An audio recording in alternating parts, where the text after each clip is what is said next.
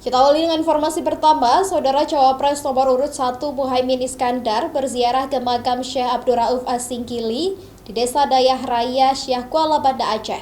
Dalam jumpa pers, Caimin siap memperpanjang dana otsus Aceh yang akan habis 2027 mendatang.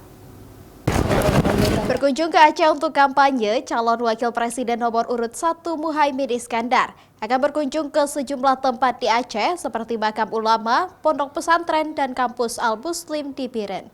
Menurut Caimin, salah satu makam ulama yang berada di Kecamatan Syah Kuala tersebut merupakan ulama besar penulis Al-Quran dalam bahasa Melayu dan berpengaruh terhadap penyebaran Islam di Nusantara.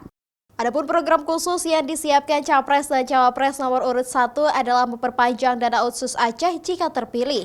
Seperti diketahui, dana otsus Aceh akan berakhir pada tahun 2027 mendatang. Aceh kalau janjinya Ketua PKB sih 75%. Amin.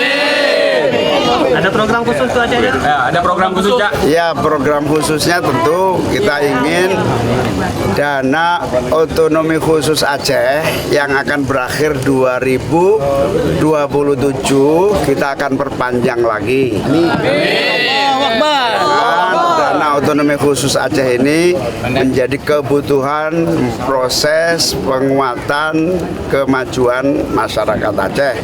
Jadi nanti kalau Amin menang 2027 tetap dana otonomi khusus Aceh kita perpanjang. Insya Allah.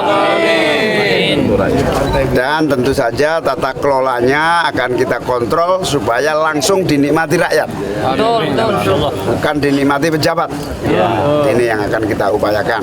Selama di Aceh, Caimin fokus berkunjung ke sejumlah makam ulama seperti pondok pesantren di Aceh Besar dan Biren. Dia juga memohon doa dan dukungan masyarakat Aceh agar menang pada pemilu mendatang. Syahril, Kompas TV, Banda Aceh.